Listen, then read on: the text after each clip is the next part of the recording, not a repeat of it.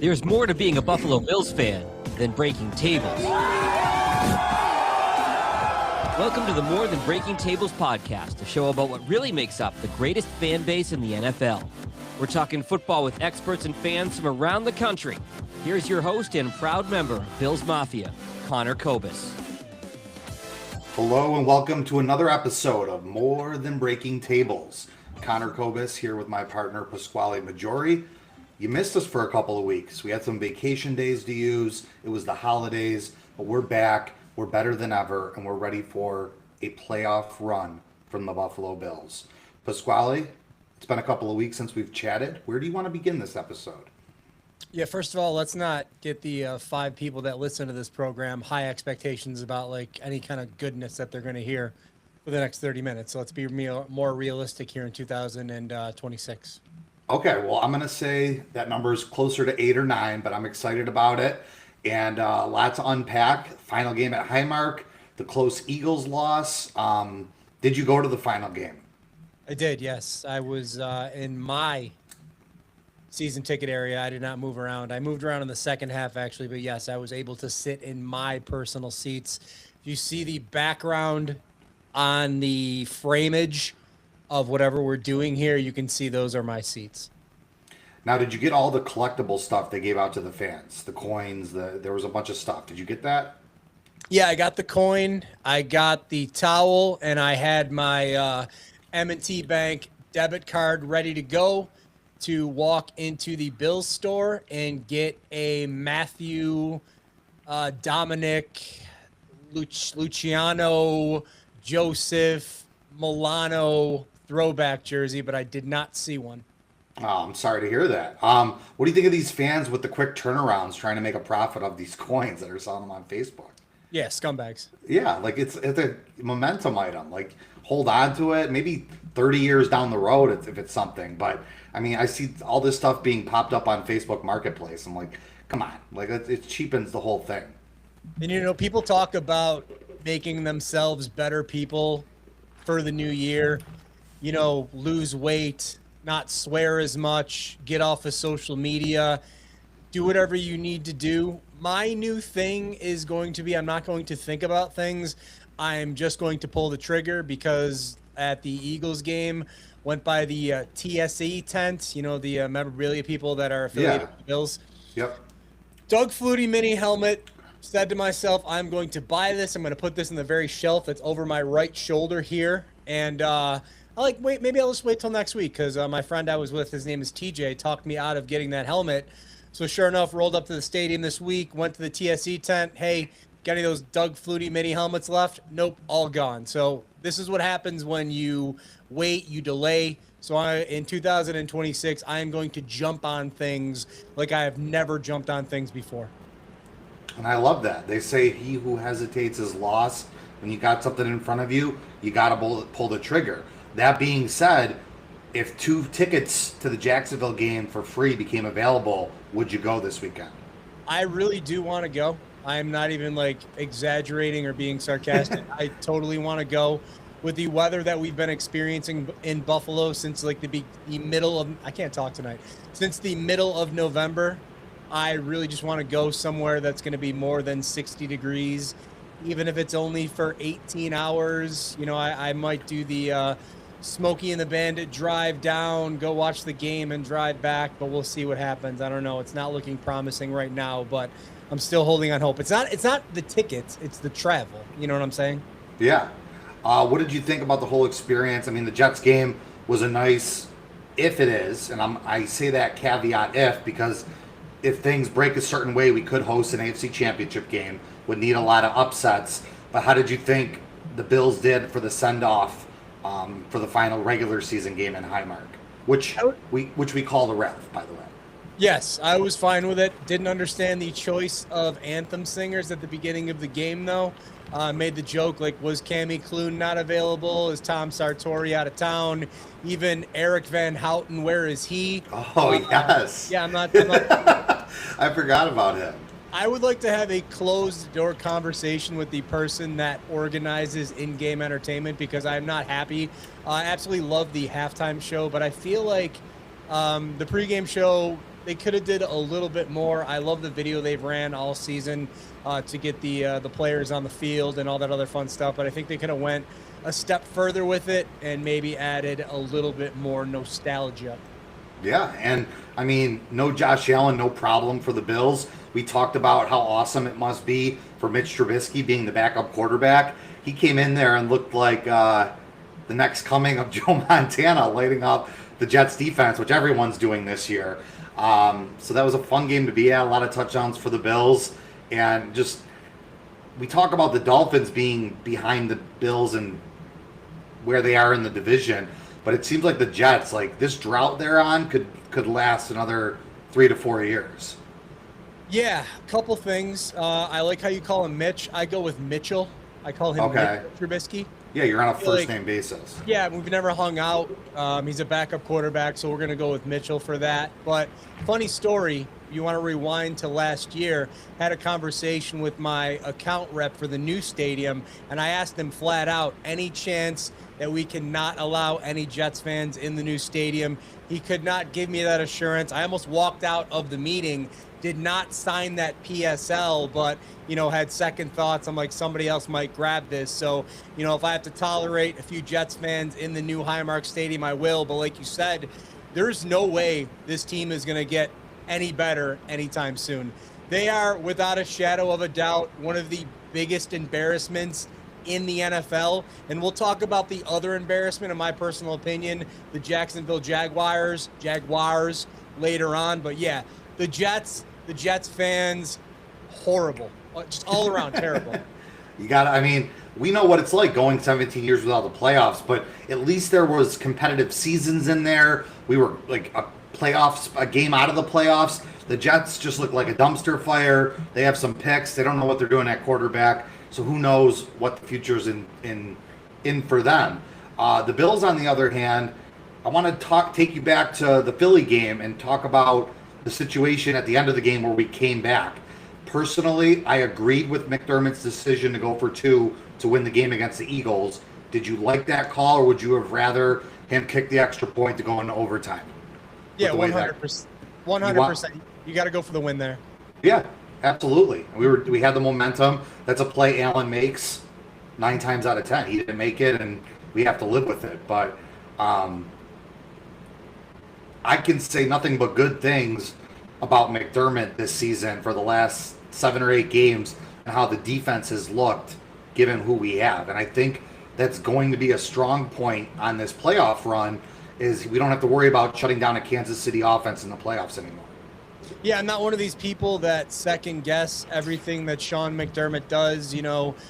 I don't take a look and see what he eats for breakfast and say, hey, Sean, maybe you should have eaten this. I don't take a look at his workout and say, hey, Sean, maybe instead of squatting today, you should have did deadlifts. Hey, Sean, you're going to go to Kohl's and pick up a pink polo shirt. I'm not going to say, hey, Sean, maybe you should have got a purple one instead. I am not one of those folks. I'm not one of those individuals. Clearly, he wanted to go for the victory there. We had some major kicking issues, so, we had to do what we had to do in that situation, and I was totally fine with it. Josh makes that throw. We're leaving that game as winners.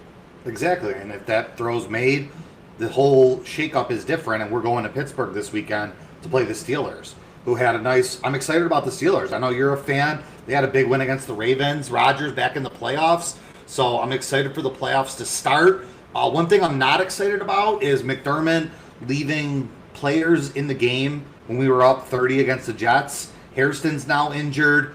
Trey White, thankfully, didn't get injured, but he was in the game. I just think he needs to be more responsible with his players. But we had no other options with the players that were active for the game. Throw Keon Coleman out there on defense. I don't care if he gets hurt, right? We don't like Coleman, so why can't he just go out there, play anybody? He already looked like crap on kick returns. Why would you put him out there in the secondary? Because we just want to go healthy. Like, this Hairston is a blow to the defense going into the playoffs. I really wish we had him available with the Jaguars wide receivers they have. Yeah, we'll see what happens when it comes to his whole injury situation. I've been a little disconnected today, busy with real life, so I haven't had a chance to see what the extent of his injury was and what we're expecting to see. But, again, like if you want to just second guess every decision that everybody makes, you can do that. But I understand where you're coming from, but I'm not gonna get on that bandwagon today. That's fine. I respect it. It is what it is. The decision's been made, and we have to roll with who we have going into the playoffs. Now we got this matchup. We're the 6th seed going to the 3 seed Jacksonville, who has won 8 games in a row, won their division. First year coach Liam Cohen. Offense has been playing well. They've beaten the Broncos, the Chargers, and then a bunch of shitty teams in their division. A lot of people are picking the Jags to win this game on Sunday. You don't seem nervous. I'm confident in the Bills. What are we missing that everyone else in the country thinks we might be one and done this year? It's the new toy that you get at Christmas that you play with for like 2 months, and then it ends up in the bottom of the toy box. You know, the media's got to have a new darling to elevate up to the next level, and I believe that the Jacksonville Jaguars are that team this year. And I'm not going to go so far as to say as it's Bills fatigue, because I mean, all right, yeah, 7 years in a row we've been in the playoffs, but I don't know. Like, what do you want from us? Yeah, I mean, it's the matchup on who's in front of us. It is a tough matchup. They're a good team, but we have that playoff experience. McDermott against teams that aren't Kansas City or Cincinnati, he shows up in the playoffs defensively, and we know what Josh Allen's capable of. So I think it's going to be a good matchup, but I think the Bills can go in there 100% win this game. Yeah, and taking a look at the path, so, you know, we beat the Jaguars this Sunday, and then next weekend we're looking at the Broncos win that game, and then we're looking at either the Texans, but I think the Steelers are going to win that game, or the New England Patriots, because I don't think there's any way for the San Diego Chargers to get a victory when they head up to Foxborough to play the Patriots. I'm giving them a chance, but I could see where you're coming from because it's a cold stadium. New England's at home, but I don't know. I just think with the schedules New England's played, I think they're going to be tested against the Chargers, and I think they're going to pull off the upset. I just don't understand why people, you're talking about the media like elevating the Jacksonville Jaguars. I'm going to get that perfect by the time we're done here today. I don't understand why like people are so high on the Chargers. The whole I wouldn't say it's I wouldn't say they're high on the Chargers. I just think the Patriots are somewhat fraudulent with their season this year. They're not as good as their record. I mean, 14-3. We none of this saw this coming. They've beaten a lot of crap teams, had a couple decent victories, but they're 1-2 against teams with winning records. And Drake May has 0 touchdowns in those games. And I'm not going to put Justin Hebert on the same level as a Josh Allen, a Patrick Mahomes, to a lesser extent, and a much lesser extent, I must say, because you know, he got the job done, but his team around him didn't get the job done. Lamar Jackson on Sunday night in Pittsburgh. Yeah, he played well towards the end there, and unfortunately, Baltimore's out of the playoffs because of kicking issues. And yeah, once he woke up, he played well. Apparently. Are you a narrative guy? No, I'm an anti-narrative guy. Okay, well, I want to see your take on this because everyone's saying with the Bills this season, since there's no Burrow, Jackson, or Mahomes, that it's a colossal failure if the Bills don't make it to the Super Bowl. What is your opinion on that with the way the field's set up this year? I don't know if I'd use the term failure. I think it would be a huge disappointment for sure. I mean, if we lose this weekend, it's a failure. Can we agree? Oh yeah, for sure. Yeah. 100%. Like it's a failure. I don't care that we haven't won a road playoff game since 92. Like with our experience, with our team, you lose this weekend, it's a failure. So you better go out there and take care of them. Yeah. And when you come up with you have like these talk show hosts or whatever come up with those stats, like it's just like kind of like their easy way out not to make an argument for or against something. It's like, oh, well, the stats show it right here. Well, yeah, whatever. Yeah, like 3 of those games were in Kansas City that we lost on the road. The other was in 2019 to the Texans. So eventually everything comes to an end as far as streaks. And I think this is a perfect opportunity for a get-right game for the Bills to head into the hopefully divisional round. Yeah, I think we're gonna win on Sunday. I mean, I don't think we're gonna have a problem with that game. And then again, I don't see the San Diego Chargers winning in New England, so we're going to be looking at going to Mile High Stadium and playing the Denver Broncos, and then we'll see how the rest plays out. Again, I'm predicting the Steelers beat the beat the Texans on Monday Night Football, and then we match up with the Steelers in the AFC Championship game. And I'm still we'd pulling have to go for that game. We'd have to go. 100%. I'm still pulling 100%. for a Bills Rams Super Bowl. And what's your rationale behind that? You're a Rams fan or no? No, I just think the Rams have what it takes. I know the Seattle Seahawks are the cute story.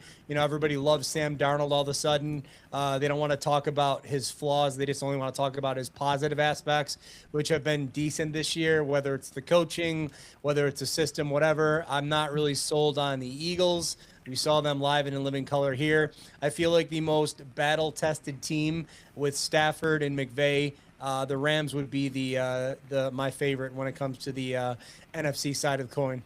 Yeah, and I think a Super Bowl matchup, it would be a great rematch from the game we saw in LA last year when Josh had 6 touchdowns. We lost a shootout to the Rams. I think the ratings would be high. I think that matchup is must-see TV if it gets there. For sure.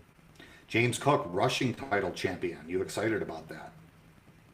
Yeah, I thought it was kind of I don't know, the way it played out, I wanted a little bit more, but I understand like the whole rationale behind sitting James out of the game, giving him a few plays to get some yardage, and then for some reason Jonathan Taylor got taken out of the game very quickly, and then Derrick Henry got contained by the Steelers pretty much the last 3 quarters of that game. So good for him. I hope he gets some good incentive money out of it, and we'll see where it goes from here. Yeah, one thing we definitely have to talk about, it was a huge bright spot in the Eagles game, was the deep threat with Brandon Cooks. Let's talk about who we're rolling with receiver-wise into the playoffs. We know how we feel about Coleman. I don't think he should be on the field at all, but we're talking about Shavers, Cooks, Gabe Davis, Palmer, and who is our 5th? It's not going to be Coleman, I hope, right? No, I'm trying to think who else we have. Shakir. Obviously. Shakir. And then obviously got Kincaid and Knox. I think the Bills offense is going to surprise some people in the playoffs. Like we're going to be, I feel Jacksonville doesn't defend the tight ends well. Kincaid and Knox are going to have a big day. And I'm hoping Joe Brady's got some plays that he didn't use in the regular season that he's saving for a run, because I don't know how many more bubble screens I can watch on 2nd and 10 that go for 2 yards. Yeah, there's an old saying in professional wrestling that your opponent is playing possum. I believe the Bills have been playing a lot of possum this season, and I expect them to really come alive and wake up when we get to Jacksonville this Sunday at 1 p.m., and I think they're really going to surprise a lot of people. Yeah, and I think, right now the Bills are favored by like 1.5, so it's a very even game.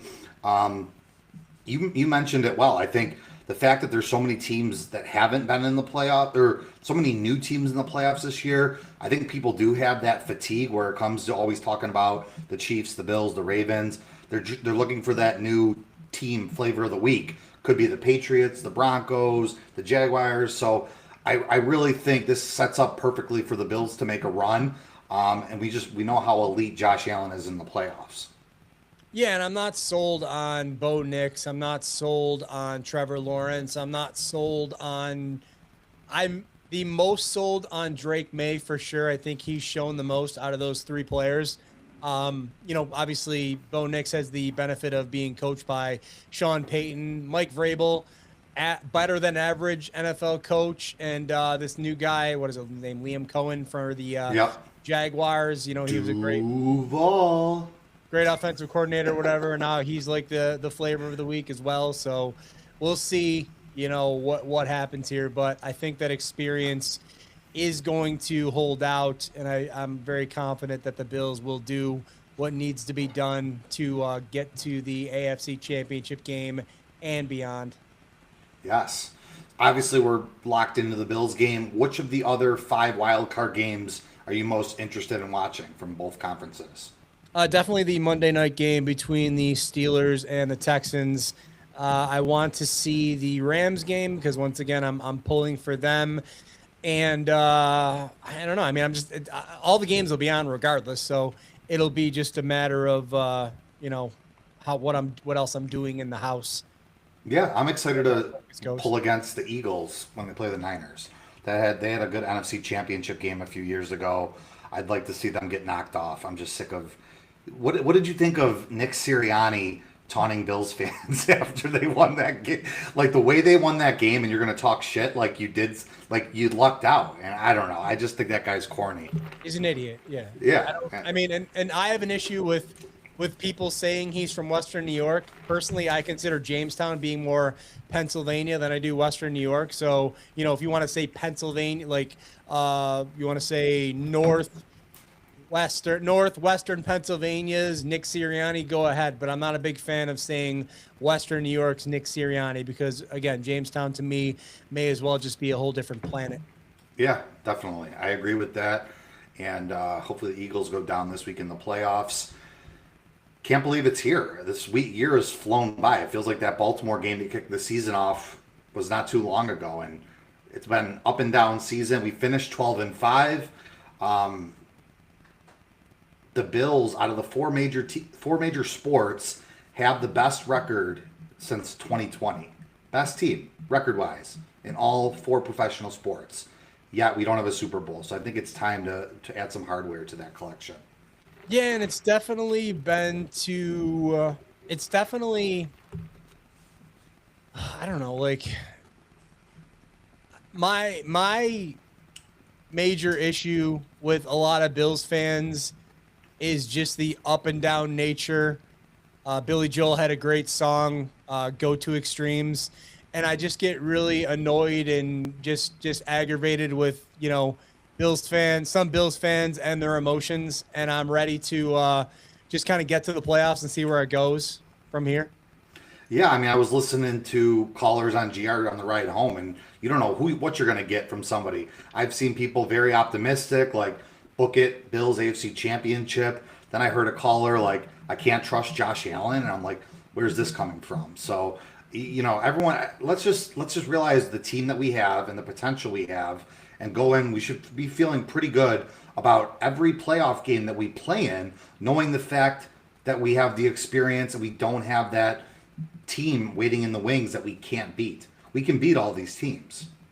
Yeah, there's absolutely no logical explanation to say that the Bills can't beat any team that's in the playoffs right now. You cannot come up with one single argument to say that the Bills don't have a chance to beat this team. The Bills don't have a chance to beat that team. There's no argument that can be made. When you have Josh Allen as your quarterback, you have a chance in all of those games. Agreed. And people want to talk about weaknesses the Bills have, the run defense or lack of weapons. I think we're going to put that all to rest. The defense has been a lot better these last 6 games of the regular season. And Jacksonville's pass defense is going to be tested. I think we have the right mix of people. I think the Cooks acquisition is going to prove to be huge in this run. And I'm really excited to see how it all shakes out. Yeah, we're not done yet. So, anything else you want to chat about? some coaching news today. I mean, John Harbaugh out in Baltimore. I didn't expect to see that so quickly. Oh, I felt like the loser of that game was getting let go. So if Tomlin would have lost, I feel like they would have mutually parted ways because it's just that's how I felt. Yeah, I'm not sure what his future is going to hold. I don't know if he's going to go to television, go to another team. A lot of opportunities out there, you know. And, yeah, Kevin Stefanski gone as well from the Cleveland Browns, and some changes had to be made, and they were made apparently. Yeah, and both those coaches received calls from the 7 open vacancies in the NFL. So musical chairs with coaches could be in different places.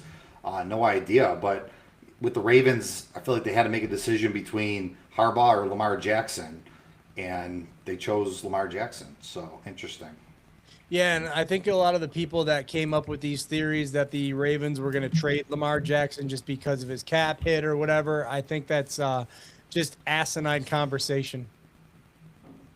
Yeah, I mean, you would get a haul for him if you did, but I mean, a guy who's won 2 MVPs, I mean, how do you really explain that to the fans that you're getting rid of him? But, you know, we'll see. I mean, Ravens fans are pretty dumb and stupid, so I mean, they might. I know, all they care about is MVPs. They don't care about Super Bowls. Just every MVP. I mean, they go. They're still mad Josh won the MVP last year. Yeah, maybe they go eat some Jimmy's famous seafood and they get over it really quickly or whatever. Get over it. Just get over yourself. Unbelievable. They were the preseason favorites to win the Super Bowl, and they're going to be watching on their couches. Yeah, and I always appreciate when those teams that are the early favorites like that flame out and just kind of fall to the wayside. It makes me feel pretty happy, especially when we are talking specifically about the Baltimore Ravens. Absolutely. And the Bills have had their number in the playoffs. I want to throw a statement out there. A win on Sunday, I believe, would be the biggest win in the Josh Allen, Sean McDermott era. What do you think about that? Not even close. No, I'm sorry. Which one do you agree? Which is the biggest win that we've had with those two? There's many big. I don't know why do you say that? I'm saying it because it's a road playoff game. It's be the first time against a red hot team. Like, just the way it's setting up. That's like a lot of the things with the Bills in the playoffs. Yes, Josh Allen has 7 wins. People like to discredit us because it's against Skylar Thompson, a 40-year-old Phillip Rivers. Like, they say the teams that we beat in, and it's because we've been a high seed. We played these lower seeded wild card teams. Still count as wins, like the Steelers with Mason Rudolph. I just think Jacksonville is a quality team this year. We're going to show that we're the better team. I think that's a really good resume win on Sean McDermott's playoff coaching career. I think you're just my only argument would be I think you're giving Jacksonville way too much credit. That's my problem. I'm kind of rolling with what everyone's kind of been on the hype train with them. I mean, they have won 8 games in a row. So, I still think we're the better team, but going on the road to beat any team in the playoffs isn't easy, and I think it would be a huge win. Yeah, I mean, if you want to go that direction, I would have to do some research and look back. I think there's been bigger wins than this would be. But yeah, I mean, go for it. Go for it. Bills Steelers, AFC Championship potentially. So many matchups, impossible seating arrangements with the results of this weekend. And definitely excited about it. And any plugs, Pasquale, before we take a break and head on to greener pastures? Buffalo Championship Wrestling coming up on Sunday, February 15th. We're calling it Wrestle Sunday 4. It's at the Renaissance Club in North Tonawanda. 4 p.m. bell time. Doors open at 3 p.m. Get your tickets at bcw-wny.com. Also, while we're talking about the Renaissance Club, I will be in the kitchen this Thursday night for the world-famous spaghetti dinner, serving up some good food. If you want a decent meal at a good value, swing by the Renaissance Club this Thursday night. Things get started at 4 o'clock and run until 6:45. You won't be disappointed. And you heard it here first. For Pasquale Maggiore, you can follow him at Western New York Wrestler. Am I saying that right? Correct, yes. Yep, and at Connor Cobus 17 on Instagram for myself. Thanks for joining us. Get ready for the playoffs. The Bills are about to go on a run. Go Bills. Go Bills.